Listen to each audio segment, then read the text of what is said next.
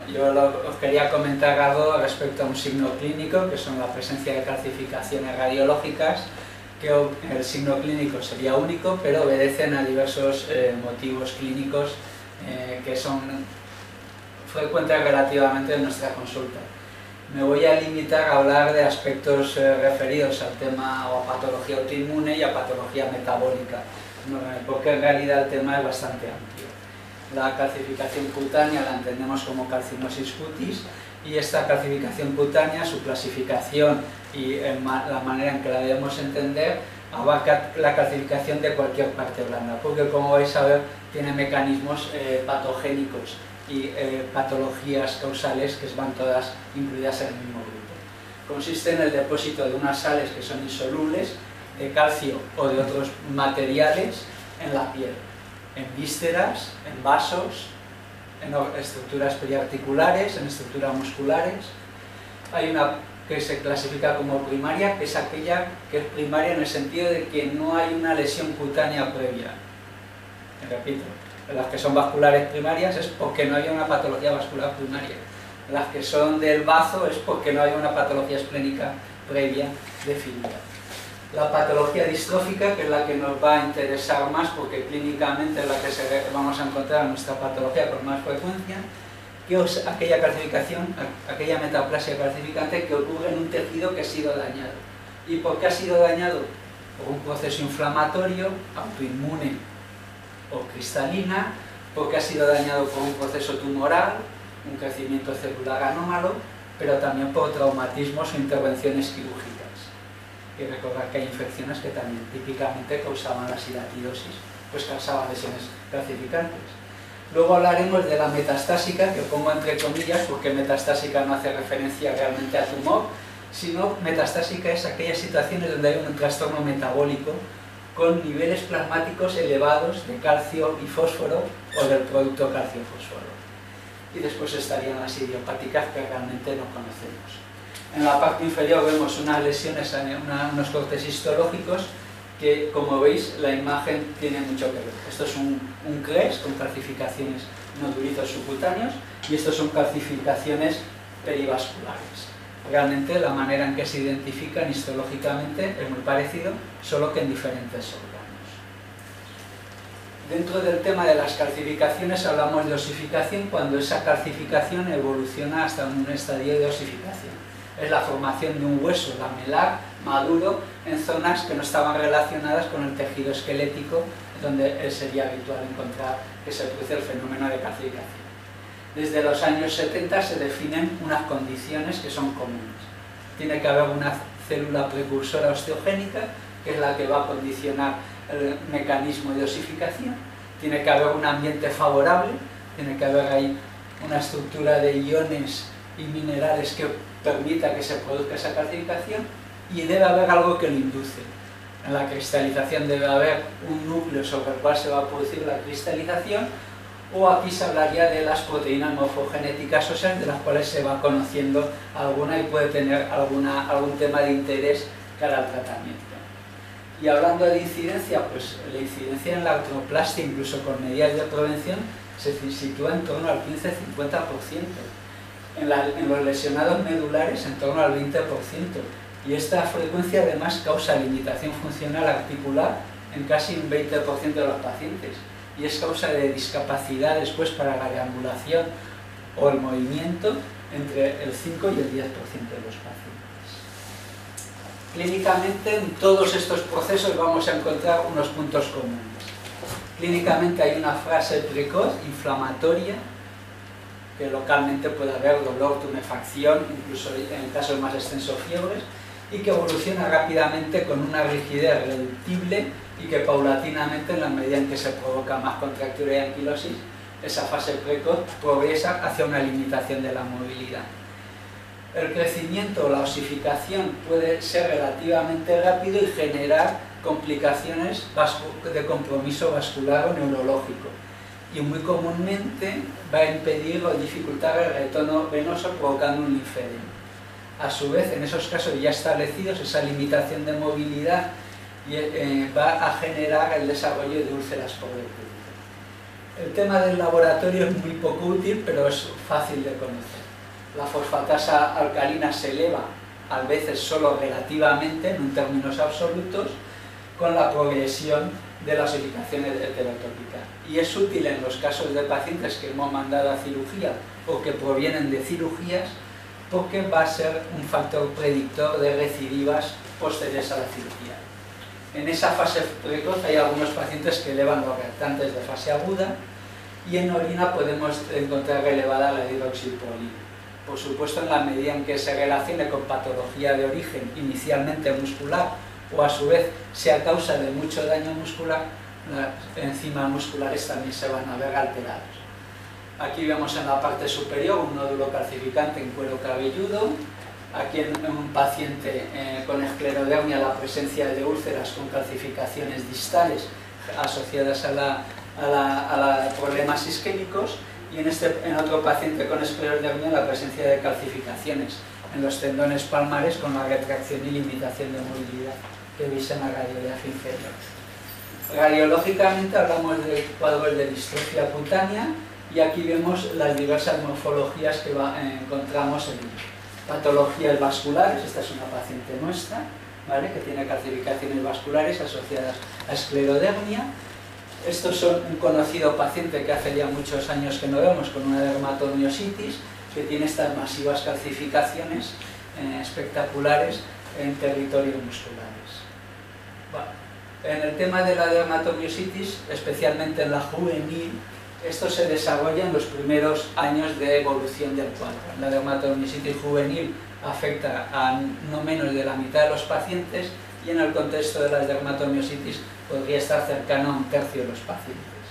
Hay unos factores de riesgo, que es un diagnóstico y tratamiento diferido o inadecuado, la presencia de una serie de moléculas determinadas genéticamente, que son la presencia de las fetoínas y las osteopontinas, o la presencia de factor de necrosis tumoral. Por tanto, el tratamiento precoz con anti-TNF podría asociarse, no está demostrado, a la disminución de esas calcificaciones. ¿Y cómo son los patrones? Pues hay pequeñas placas nodulares, como la que veíamos en las manos, son el cuero cabelludo en el paciente anterior, superficiales como el del cuero cabelludo, pero también hay patología muscular con calcificaciones profusas musculares o difusas siguiendo unas fascias como ahora luego veremos. Estos son pacientes con dermatomiositis o esclerodermia. Como veis, las calcificaciones, pequeños nodulitos casi subcutáneos con tendencia a ulcerarse en los antebrazos o siguiendo el recorrido de una fascia muscular. Son pacientes nuestros en este caso. Esta es una paciente que tiene una esclerodermia con una esclerodactilia muy severa, pero la calcificación es una pequeña calcificación ahí en una zona falángica. Las calcificaciones estas probablemente en antebrazos, y esto es una teoría también, ocurren por pequeño traumatismo, es un punto de apoyo. Son pacientes con limitación de la movilidad y los antebrazos es un punto de apoyo habitual. En las exploraciones complementarias, pues lógicamente la radiografía estábamos hablando que es la que detecta comúnmente como signo clínico este tipo de patología. Pero recordar, la gammagrafía sensible y precoz, por lo menos un mes, mes y medio antes que la detección radiológica. Parece ser que el tema del TAC y la resonancia lo único que aportan es en el momento en que haya duda de un compromiso neurológico o vascular. Estos son calcificaciones, en este caso periprotésicas, en torno a una cirugía de cadera. Y esta es una situación también común, es un paciente ingresado en una UCI con una inmovilización prolongada después de un TC y que desarrolla una zona inflamatoria que se podría detectar en la radiología y que posteriormente evoluciona a unas calcificaciones periarticulares. En el caso nuestro de los fenómenos autoinmunitarios se ha detectado que hay un patrón de autoanticuerpos que se asocia a mayor prevalencia de calcificaciones de partes blandas en dermatomiositis y en esclerodermia, que es el GMSCM, ¿vale?, aquel de la polimiositis asociada a esclerodermia. Como os decía, había calcificaciones lineales que siguen el trayecto venoso de las fascias. Es difícil definir aquí, por la extensión parece que sigue el trayecto de fascia. Esta es una paciente nuestra que realmente no hemos detectado nada más que un trastorno de insuficiencia venosa, pero después de haber sido sometida a múltiples inyecciones intramusculares en las nalgas, vemos que hay múltiples calcificaciones también en nalgas. Realmente la paciente podemos decir que tiene una calcifilaxis en sus tejidos, pero no tenemos ninguna causa real que lo justifique. Una situación, como vais a ver, radiológicamente muy parecida a esta, pero clínicamente diferente es esta. Esta es una paciente que tiene una esclerodermia con una placa de Morphea, que es esta pequeña zona sobrelevada, y ha desarrollado una calcinosis sin ningún otro dato clínico de esclerodermia sistémica ni de ninguna otra enfermedad autoinmune. Tiene una insuficiencia venosa y esa placa de Morphea en su crecimiento está provocando un compromiso vascular en la zona distal de la pierna. Entonces hemos llegado a unas conclusiones diagnósticas, un esquema de diagnóstico que podemos seguir, pero que hay que partir de un dato. La analítica, realmente lo normal es encontrarla normal. Aunque nos debemos guiar por estos datos de la distrófica, que es la que se asocia a patología autoinmune, tiene analíticas con calcio y fósforo normales, y las que tienen calcio y fósforo o fósforo elevado son aquellas que hablamos de la calcifilaxis, de la que hablaremos ahora, de las lesiones metastásicas asociadas a procesos tumorales. El tema de la calcifilaxis, yo tenía el concepto, y eso es lo que sabía hasta ahora, que era algo relacionado con el tema de la insuficiencia renal, y realmente desconocía su trascendencia más allá de este tema. La enfermedad metabólica referida a la patología renal, que nosotros hemos considerado como osteodistrofia renal, en realidad sería más correcto hablarlo como aquellas alteraciones del metabolismo óseo-mineral asociado a la enfermedad renal crónica, ¿vale? Es el MON, y esto incluye pues una serie de patologías relacionadas con el hiperparatiroidismo secundario y posteriormente esa desvinculación que supone el terciario. Y ahí se incluye la calcifilaxis. La calcifilaxis es una calcificación de tejidos blandos, inicialmente un modelo experimental hacia principios de los años 60, pero que inmediatamente se descubre que ese modelo experimental tenía algo que ver con la patología que se observaba en pacientes en diálisis. Es el artículo de New England ya del año 63. La calcifilaxis se denomina correctamente como una arteriolopatía calcificante asociada a la uremia o la insuficiencia renal, ¿vale? Es una patología extremadamente grave en los casos que tradicionalmente se reportan, aunque en la medida en que se clarifican histológicamente esta definición, se detectan casos más leves. Es una lesiones que aparecen en áreas adiposas, puede afectar vísceras internas, pero lo que visualmente vamos a ver clínicamente es la presencia de lesiones necrotizantes en muslos o abdomen o las nalgas. Inicialmente son placas de color violáceo con un nódulo subcutáneo que va progresando hacia la presencia de lesiones necróticas, caracterizadas por la formación de esas escaras de color oscuro, con un debut en pacientes en esta fase, afectación muscular con signos de miopatía o mialgia, lívido reticularis y una progresión posterior más severa. Es interesante destacar algunos datos de diagnóstico diferencial. La osteoporosis senil o la arteriosclerosis son algo frecuente, incluso frecuente en estos pacientes en diálisis, pero a diferencia de la arteriosclerosis, los pulsos periféricos en la calcifilaxis están intactos, la necrosis es bilateral, no afecta solo a una extremidad, y hay una afectación también de extremidades superiores, mientras que la arteriosclerosis predomina en miembros inferiores.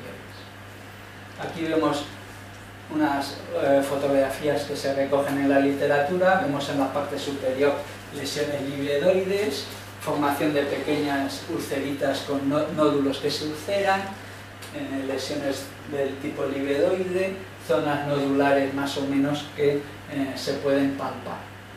Siempre, como veis, en zonas donde hay tejido graso, tejido adiposo. En el estadio más severo, y es otra situación que vamos a ver, y de hecho los pacientes, son la presencia de úlceras que no cicatrizan, ¿vale?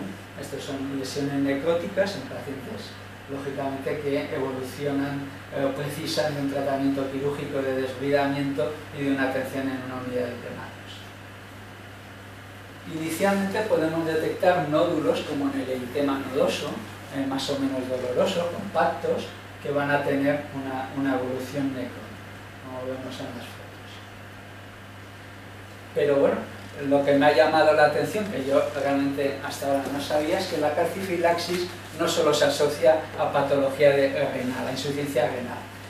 En una revisión de la bibliografía que han realizado estos autores, donde recogen aquellos datos de pacientes con calcifilaxis que no tenían insuficiencia renal previa al desarrollo de la misma, encontraron una casuística donde un tercio de los pacientes tenían un hiperparatiroidismo primario, incluyendo tratamientos con PTH. Un poco más de un 20% tenían algún proceso tumoral identificado. El alcoholismo, la hepatopatía alcohólica también se asociaba en algo más de un 15%. Y no menos de un 10% de los pacientes que se han reportado, repito, sin insuficiencia renal terminal, lo presentaban enfermedades del tejido conectivo, esclerodermia, artritis reumatoide, Sjögren y lupus, principalmente. Hay alguna casuística anecdótica relacionada con patologías de la coagulación, tratamientos con quimioterapia, con corticiclofosfamida. Recordar el tema de las analíticas en estos pacientes es poco expresivo, a pesar de toda la patología, la gravedad de la misma.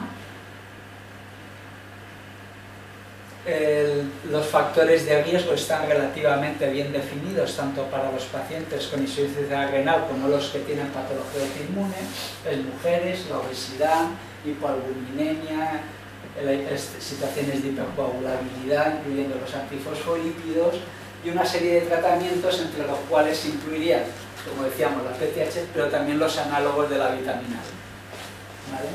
Y en cuanto al diagnóstico, pues recordar que la gammagrafía muy precoz, este es el paciente de una paciente que he puesto antes que tenía unas úlceras en las piernas y que se ve las zonas de hipercaptación en la zona microbiana. El tema del diagnóstico gammagráfico vuelve a ser aquí algo importante para detectar precozmente esas zonas donde se está formando ese proceso de metabolismo cálcico, metabolismo óseo. Pero existe algo asequible y es la mamografía. La mamografía, lo que pasa es que nuestros aparatos no están preparados para aplicarla, pero no solo en la mama, como es este caso, que detecta la presencia de calcificaciones, incluso de calcificaciones en los trayectos vasculares, en la pierna, igualmente, la aplicación de la mamografía permite un diagnóstico precoz, además permite un estadiaje. Y en el complejo mundo del metabolismo, donde hemos ido incluyendo todos los procesos inflamatorios, solo señalar de esta gráfica dos cosas. El TNF y la interleuquina 1 serían los medicamentos, las moléculas que parece que estarían en nuestra patología, las que prolongando, amplificando y perpetuando el proceso inflamatorio. Con lo cual el tratamiento se supone con agentes anti-TNF o anti-interleuquina 1, cabría pensar que pueden tener algún beneficio en estos pacientes. El tema metabólico pues se ha ido estudiando y quería poner solo este gráfico porque en efecto los corticoides favorecen la formación extraesquelética de calcificaciones y el denosumab realmente no se sabe qué impacto tiene, pero aparentemente por su funcionamiento molecular se supone que debería impedir también la formación de esas calcificaciones. Y vamos a hablar ya del pronóstico y tratamiento. El pronóstico, como las fotografías creo que ilustraban, es francamente letal.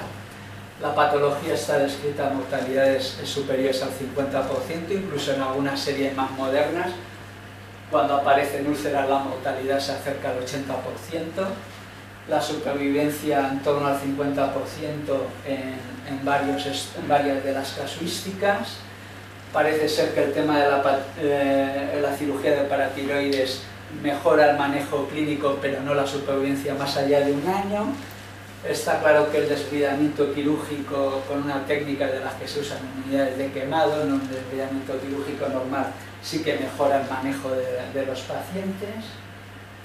En el tema del tratamiento, pues lógicamente los que estén en diálisis, pues se habla de intensificar la diálisis, de controlar mejor el producto calcio-fósforo. Habría un objetivo que es mantener calcio-fósforo por debajo de 55 y fosforemias, tratarlas en cuanto pasa de 5. Existen unos medicamentos en estos pacientes de diálisis para usar en los casos graves, como el tiosulfato de sodio, que tiene incluso la autorización de la EMA para utilizarlo en este tipo de situaciones, o el cinacalcet en aquellos casos de hiperparatiroidismo que se muestra con mucha alteración de la PTH. La cámara hiperbárica pues también se ha publicado anecdóticamente que mejora el manejo de esas úlceras, pero situándonos un poco en nuestra situación, recordar, los antiinflamatorios utilizados previamente a la cirugía protésica o inmediatamente posterior previenen el desarrollo de calcificaciones. Eso es algo razonablemente demostrado, se usa con dosis algo más elevadas de lo normal y se utilizan, como digo, previa a la cirugía artroplástica y posterior a la misma. Tienen algunas pegas, aumentan el tema de fracturas periprotésicas o de huesos largos en esta situación. El tema de los bifosfonatos, el hidronato sódico tiene la indicación específica para su uso en el tratamiento y prevención del desarrollo de osificaciones heterotópicas. Se recomienda iniciar el tratamiento en las fases más precoces, en las fases que todavía no se ha producido la mineralización. Las dosis están recogidas, realmente son dosis muy altas durante un periodo corto, con un seguimiento analítico de fosfatasa alcalina y control gamma-gráfico. Con otros bifosfonatos también hay algún estudio que de una manera de baja calidad, estudios abiertos que demuestran que habría una cierta eficacia. Sin embargo, la revisión de la Cochrane con los ensayos clínicos que se hicieron, la conclusión es que no hay pruebas suficientes como para recomendar el medicamento, porque los intervalos de confianza están por debajo del 1 y por tanto pues realmente no hay una evidencia muy sólida de que se consiga ninguno de los objetivos que se buscaba. El tema de la radioterapia, que puede sonar un poco traumático y asustante, bueno, pues, realmente la radioterapia consigue frenar el proceso de calcificación y además disminuye el dolor. Por lo tanto, se recomienda en reintervenciones sobre pacientes que ya las han tenido el hacer previa a la cirugía y posterior a la cirugía. Aquí tenemos una calcificación muscular del sartorio después de un traumatismo. Respecto a las calcificaciones asociadas a patología autoinmune, y aunque insistimos en los calciantagonistas y tal, bueno, es algo que permanece absolutamente sin ninguna demostración. No existe la más mínima, casi la más mínima evidencia. El origen de todo esto es un análisis de 4 pacientes. Vale, pues, es algo que está en toda la literatura, todo el mundo lo cita, y el origen es un artículo del año 95 que decían que 4 de 4 mejoraban. Casuística abierta. Y no hay nada más, realmente no hay. Hay una casuística amplísima, que si la litotricia, que si la warfarina, que si el probenecid. Realmente no hay ningún ensayo clínico que haya demostrado evidencia. Hay varios casos muy interesantes hechos con minociclina, publicados en New England, en Annals of Rheumatic Disease, son casos, no hay absolutamente nada. Y como os decía, existe alguna referencia al tema de los usos del anti-TNF, parece que disminuye la severidad o hace retroceder la severidad en dermatomiositis relacionado con este tema. Y realmente pues eso era todo lo que os quería contar de momento.